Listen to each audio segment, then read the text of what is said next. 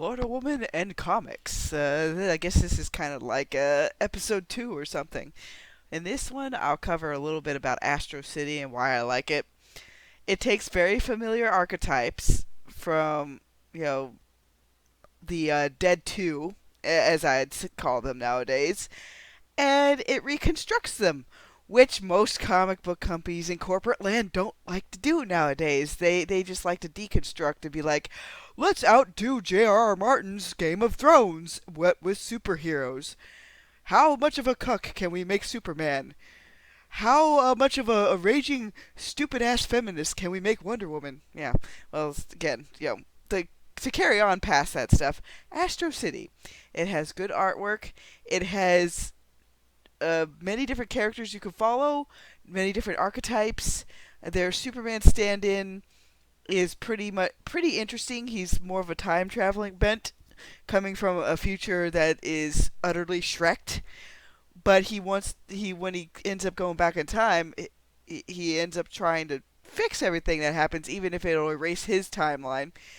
He's pretty much fine with this because he'd rather try to find a brighter tomorrow. And the guy just wants to fly, just for the pure pleasure of flying every once in a while. I mean, that's a quick way to get somebody to be a little bit of attached to a character. It's this guy that's trying to do his best. He's has some aspects of the cardinal virtues, and he's just going around trying to save the day. And if you're concerned about cursing and all that, there's hardly any cursing.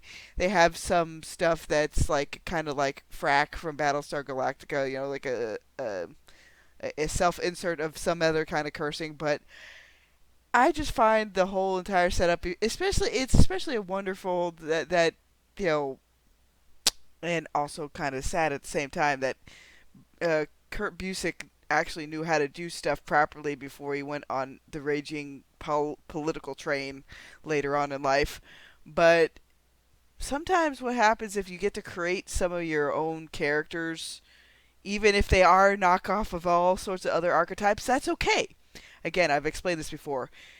Don't worry about originality. Originality is overrated. Write what you find fun. There you go. That's my TED Talk for today with that. But with Astro City, all these characters come from a reconstructionist bent. And even in the opening stuff for Astro City, he said he was inspired by this, the past ages of comics, where they just wanted to be fun, tell a story, maybe make you think a little bit, but not think in the way of modern year Drek. So that's also another feather in its cap there. Oh, what to say? Again, it combines all the elements I've enjoyed in comics before. If you want some brooding characters, it does have some of that, but it also, on the flip side, has a whole lot of, Silver Age, Golden Age, and even a little bit of the Iron Age stuff thrown in. So that way, there is something genuinely for everybody in this series. So no matter what kind of fan you are, whether you're more street level grit or high in the sky like cosmic elements, this thing has both. It even has the one character. It's honestly having a legitimately religious guy being turned into a vampire and still managing to do good and have some of the cardinal virtues. It's like, damn, that's some impressive stuff. I love it. And I only have the first what is it, 8 books so far. I usually try to wait until they go on sale and then I'll pick them up. Because overall, right nowadays, I have to budget properly. If I didn't, I wouldn't be able to afford to support half the people I support. So there is that. Let's see, what else kind of struck me? Like, they do put lampshades on stuff, kind of like they eventually have uh, kind of dating aspects for some of the superheroes. And like, how would that work? Because I know the whole man of steel, woman of Kleenex thing, came up every once in a while. But you know, with superheroes though, sometimes I just don't really care if something makes total sense. Because like even with Uplift Protocol, the only reason why the twins exist is because of a convergence factor where all these forces came together and well they popped into existence in the prime universe through conventional and yet unconventional means. You know, there you go. Because again, superhero antics don't always have to be like conforming to literal biology or anything else. That's what makes it fun. And why I also made it a space opera rather than a hard sci-fi. I mean, it might have some hard sci-fi kind of concepts or elements in it, but overall, I don't mind the magic factor because there are magic demis in that setting too. But to get back to Astro City, the Samaritan ends up hooking up with another lady later who's kind of like the Wonder Woman slash Hawk Girl kind of stand-in, which is fine. It's like again, you don't have people don't get stuck up on originality. Just keep going. But it's funny how they get them to hook up and they kind of balance each other in a way where because they're both very serious in towards their job and being and basically helping the people. So having them to get together kind of gives them a little bit of a way to relax for a moment, for a couple of heartbeats, and then keep going. Uh, that and he also had through different phases of Astro City explores different aspects of superhero myth, archetypes, reconstruction.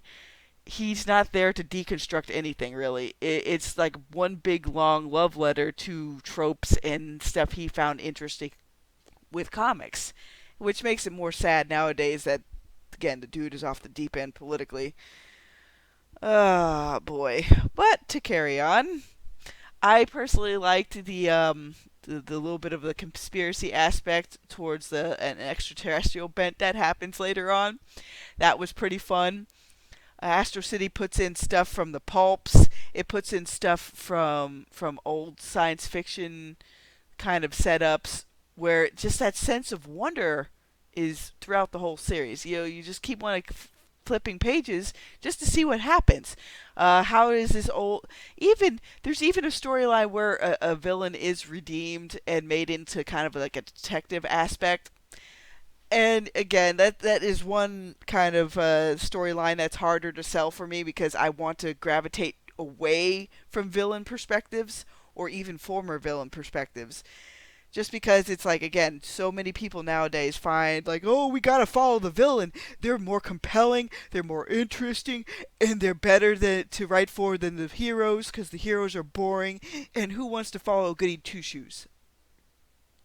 Which in my mind is complete bullshit.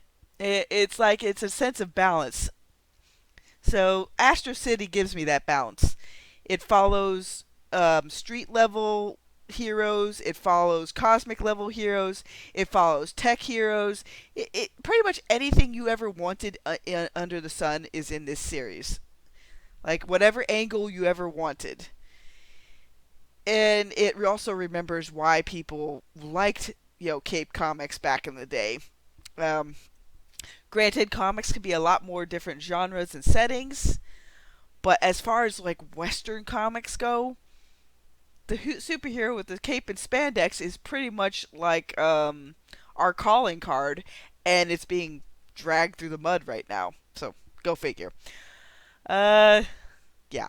So I would recommend Astro City for anybody who wants to see what like aspirational superheroes are all about. Uh, if you want to basically get invested in some good world building that doesn't overshadow the plot and the characters, I would say pick this up. If you love superheroes in any shape, way, or form, I would say pick this up. So that's about it, everybody. Give Astro City a try. See if you like it.